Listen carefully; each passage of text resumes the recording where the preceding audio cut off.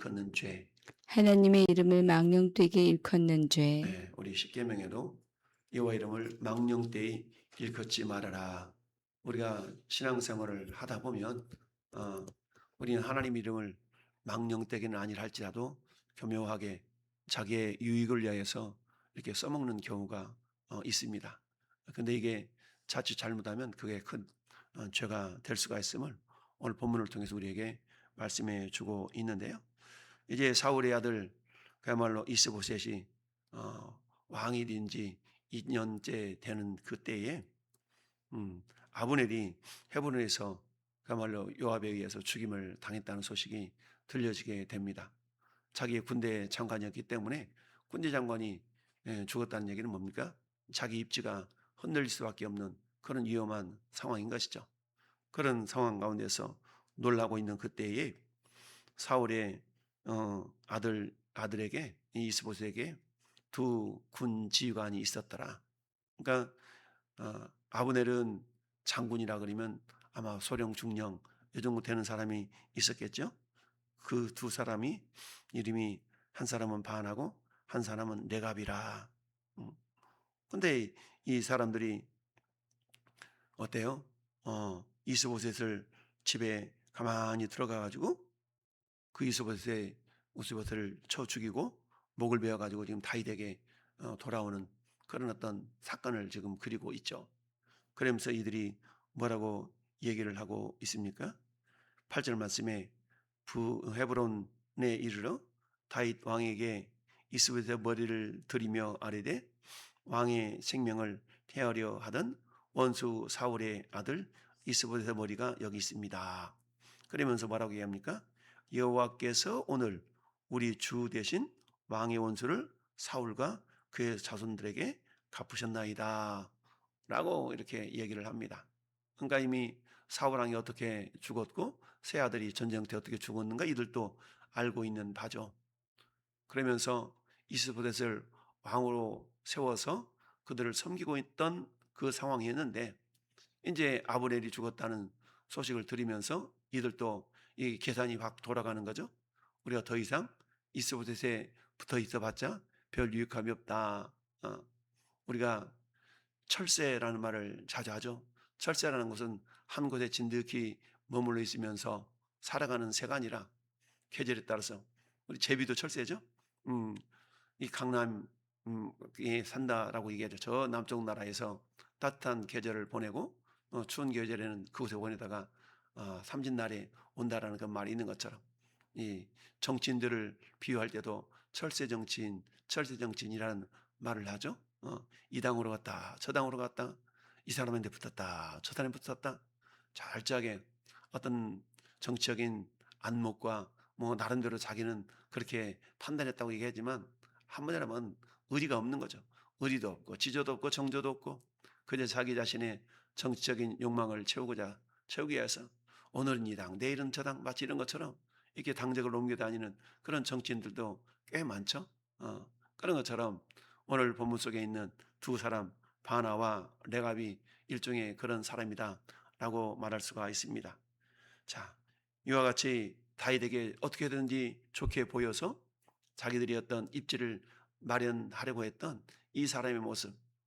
근데 결국 이들의 결말은 그야말로 심판으로 끝난 것을 우리가 보게 됩니다. 왜 그랬을까요? 자신의 유익을 위해서 하나님의 이름을 도용한 죄 때문에 그랬다라고 말할 수가 있죠. 그러니까 여호와께서 오늘 우리 주 대신 왕의 원수를 사울과 그의 자손에 갚으셨나이다. 근데 그것을 우리가 그 하나님의 거룩한 도구로 우리가 쓰임 받았습니다. 라고 자신의 행동을 합리화하고 정당하면서 다윗의 환심을 사려고 했던 것이죠. 이처럼 죄인은 자기 이익과 야망을 채우기 위해서 거룩한 하나님의 이름을 도용하는 그런 망령된 죄를 짓게 되는 것을 보게 됩니다. 우리는 내 유익을 위해서 주님의 이름을 부르는 거짓된 신앙인들이 아니라 정말 우리가 간절히 주님의 은혜를 사모하는 마음으로 주의 이름을 부를 수가 있어야 됩니다. 마태복음 7장에 나더러 주여 주여 하는 자마다 다 천국에 들어가는 것이 아니라 하나님 아버지 뜻대로 행하는 자라야 들어간다라는 것이죠. 우리가 자칫 잘못하면 이런 어떤 죄를 범할 수가 있거든요. 왜냐하면 기도하는 가운데 우리가 감동이 되어져서 자칫 잘못하면 하나님 뜻이야. 내가 내 마음에 이런 감동이 있었습니다. 라고 말하는 것까지는 괜찮은데 내가 기도해 봤는데 하나님께서 이렇게 하라 그랬어. 라고 하는 건 굉장히 위험할 수가 있습니다. 왜냐하면 인간이 감동이라는 것이 마귀 사탄도 광명의 천사로 감동할 수 있기 때문에 그렇죠. 따라서 우리는 하나님의 뜻이라는 건 철저하게 성경과 기준에 맞대어서 위배되지 않는 그런 기준이 철저하게 세워져야 된다는 것을 말씀하고 있는데요. 여러분 십계명에도 세 번째 계명 여호와 이름을 망령되이 부르지 말라. 여호와는 그의 이름을 망령되게 부르는 자의 죄를 없다하지 아니하리라 라고 말하고 있습니다. 따라서 우리는 하나님 이름 온전히 그분의 영광만을 위하여서 사용해야 될 줄로 믿습니다. 레위기 19장 12절에도 너희는 내 이름으로 거짓 맹세함으로 내 하나님의 이름을 욕되게 하지 말라. 나는 여호와니라. 우리가 하나님의 이름으로 맹세하는 경우도 있죠. 야, 내가 하나님을 두고 맹세하는데 절대로 그런 일이 없어. 왜? 일단 자기 자신의 위험을 모면하기 위해서 우리는 하나님의 이름까지도 팔아먹는 그런 연약함을 이렇게 보일 때도 있죠. 그렇습니다. 우리가 입술로 주님의 이름을 부르면서 우리 자신의 배를 채우는 그런 어리석은 신앙인이 아니라 정말 참된 믿음을 가지고 주의 이름을 높여 드릴 때에 그 이름이 불려지는 그런 모습들이 있어져야 될 줄로 믿습니다. 여러분 우리 저 텔레비에서 미국 서부국 영화가 한참 우리 70년대 있었던 적이 있죠. 총잡이들이 저 서부 개척 그때 어때요? 골드러쉬라는 그런 용어가 생길 정도까지 서부에 있는 산들을 금광을 개발해서 좀 엄청난 불을 거머쥔 그런 일들이 많이 있었죠. 금광을 개발하고 금맥을 개발하고 이런 일이 있었습니다. 그래서 서부로 향하던 그런 시절이 있었는데 근데 이때 어떤 일들이 있었냐? 거짓 광산, 거짓 금맥이 있음에도 불구하고 이것을 속여가지고 막대한 이득을 취하기 위해서 홍보를 하는 겁니다. 그러면서 가짜 광선을 보여주면서 하나님이 내게 이 땅을 축복하셨노라고 이렇게 거짓 홍보를 해서 믿는 사람들이 야 그래 하나님 축복하셨다면 좋은 거네 라고 해서 투자를 했다가 엄청난 손해를 보는 경우가 많이 있었죠. 오늘날도 이와 유사한 일들은 비일비재하게 일어나게 됩니다. 자칭 목회자라는 이름으로 또는 장로라는 이름으로 어떤 사업을 행하는데 하나님께 우리에게 복을 주셨기 때문에 정말 하나님 축복이라고 나중에 시간이 지나 보면 하나님 이름을 빙자한 그런 어떤 속여먹는 그런 일이었던 것을 경험할 때가 있는데요. 어쨌든 레갑과 바나는 형제였지만 하나님의 이름을 망령되이 도용함으로 말미암아서 결국 심판을 받게 된 것을 보게 됩니다. 즉 하나님의 구원 역사를 인간의 수단으로 성취하려고 하는 그런 오만함이 결국 이들에게는 있었던 걸 보게 됩니다. 여호와께서 오늘 우리 주 대신 왕의 원수를 사울과 그의 자손에게 갚았습니다 라고 하면서 이스보셋의 목을 들고 다윗 앞에 나온 이 모습, 다윗은 일전에도 아말렉 자손이 사울 왕의 그야말로 무기를 가지고 와서 이렇게 해서 내가 죽여가지고 그렇게 했습니다 라고 했을 때 다윗이 너 잘했다 내 원수로 갚았구나 이러지 않냐고 그 심판을 받았던 적이 있지 않습니까? 그랬는데 너희들은 더 말할 것도 없다 라고 하면서 이렇게 이야기하고 있죠. 다윗이 브에스 사람 림몬의 아들 레갑과 그 형제 바나에게 대답하여 그들에게 이르되 내 생명을 여러 환난 가운데서 건지신 여호와께서 살아계심을 두고 맹세하노니. 이 고백은 다윗의 신앙 고백이죠. 철저하게 다윗의 삶의 기준이 무엇이었는가라는 것을 보게 됩니다. 여호와께서 살아계심을 두고 맹세하노니 이 말은 뭐예요? 다윗의 신앙의 기준이 꼬람데오 신앙이었다는 것을 보여주고 있죠. 여호와 살아계심. 우리가 흔히 그러잖아요. 하나님은 시퍼렇게 살아계신다. 그러나 말은 그렇게 하지만 실질적으로 살아계신 것으로 믿고 사는 경우는 그렇게 많지가 않은 것을 우리가 보게 됩니다. 근데 이 다윗은 어때요? 철저하게 꼬람데오 믿음을 가지고 자기의 생명을 해하려고 사울 왕을 여러 번 죽일 기회가 있었지만 직접 그러지 않냐고 하나님의 때에 하나님 손에 맡겨드리는 그런 겸손함, 그런 믿음을 보였던 걸 보게 됩니다. 이스보셋이 왜 죽임을 당했어요?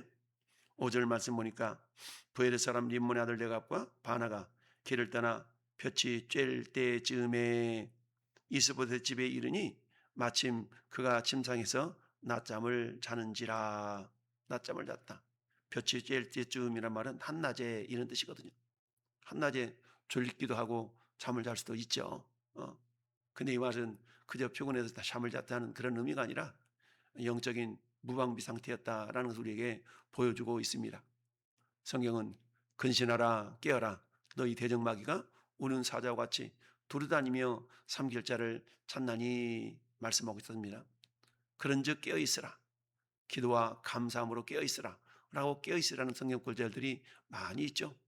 우리들도 생리적인 낮잠만을 의미하는 것이 아니라 깨어있을 것을 주님은 말씀하고 있습니다. 말씀으로 기도로 깨어있다면 올바른 분별력을 가지고 주님의 선하신 뜻을 이루어드리는 그런 모습이 나타날 수가 있을 터인데 그러지 아니하고 어때요? 자기 자신의 욕심을 이루기 위하여서 하나님의 이름을 도용하는 일들이 비일비재하게 오늘날에도 일어나고 있죠. 결국 그 사람은 어때요? 당장에는 자기에게 유익이 되는 것 같지만 공의 하나님께서 그 사람의 모습을 그냥 내버려 두지 아니하시고 반드시 책망하시거나 심판하신다는 사실을 우리는 기억할 수 있어야 됩니다. 로마서 3장 8절에 그러면 선을 이루기 위하여 악을 행하자 하지 않겠느냐?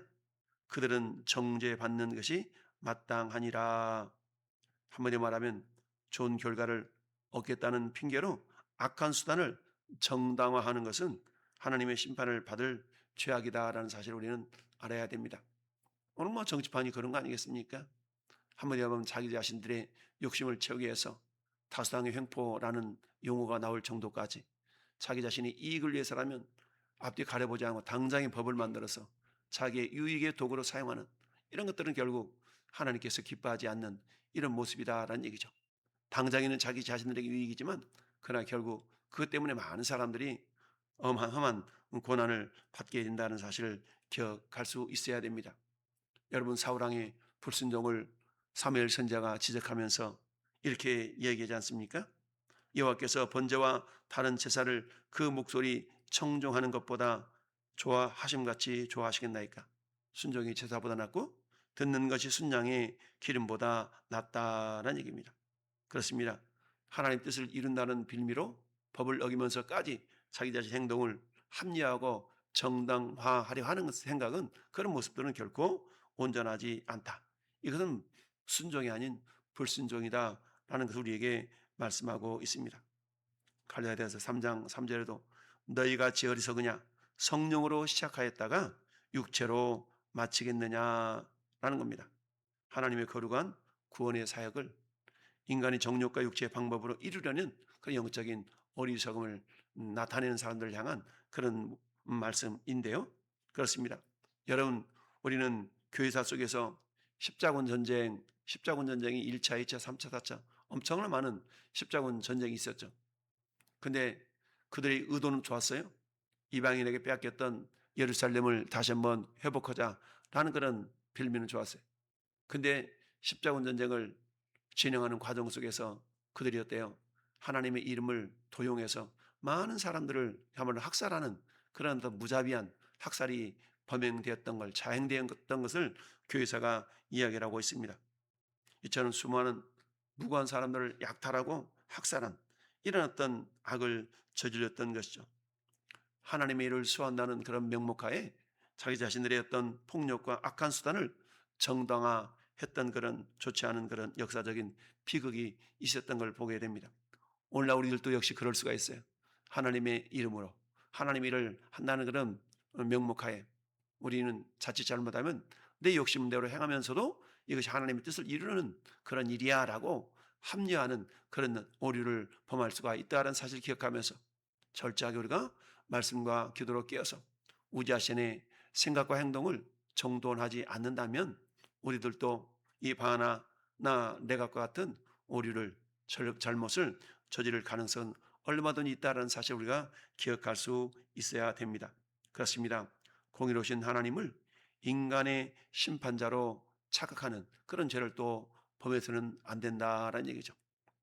그러니까 우리가 함부로 하나님께서 그 심판했어라고 말하는 것도 굉장히 두려운 일이 될 수가 있는 것이죠. 단지 우리는 하나님께 그것들을 내어 맡기기까지는 할 수 있지만 그 결과조차도 우리는 주님 앞에 서는 날까지 잠잠하게 주님께 침묵하며 내어 드릴 수 있어야 되는 것이죠. 그렇습니다.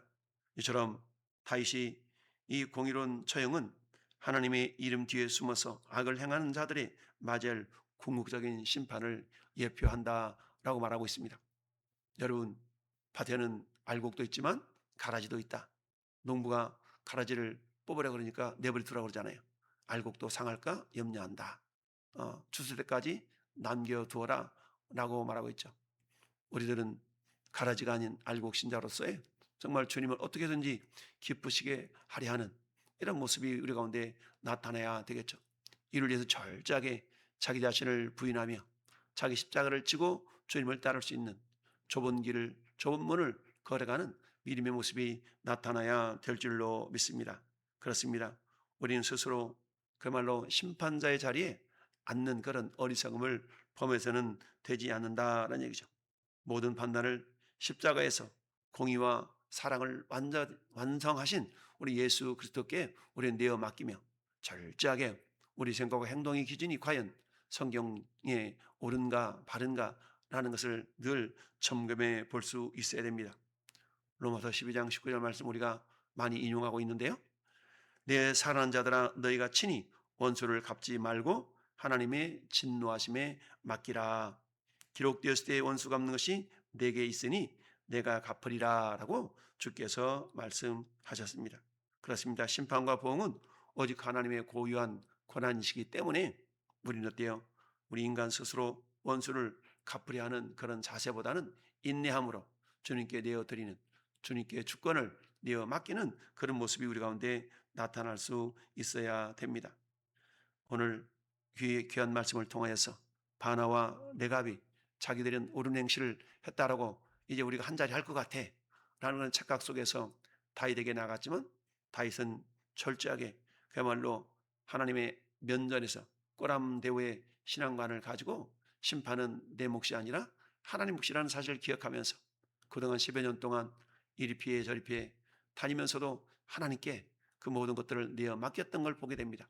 그렇죠. 때로는 우리가 하나님께 내어 맡긴다는 것은 어때요? 오히려 우리 자신에게는 더욱더 고난이 임할 수가 있거든요. 그렇지만 어때요? 하나님 반드시 선한 결과를 이끌어 가신다는 사실을 우리가 기억하면서 때로는 하나님 뜻이 이루어지기까지 인내하는 과정 속에서 나타나는 당하는 여러 가지 고난, 그러나 그 고난을 하나님께서는 결코 외면하지 아니하시고 반드시 보응하시고 위로하시고 갚아주신다는 사실을 기억하면서 오늘도 묵묵히 좁은 길 좁은 문을 걸어서 하나님의 주권을 인정하면서 하나님의 일하심, 하나님의 행하심을 경험하는 복된 하루가 될 수 있기를 예수님의 이름으로 축원합니다. 아멘.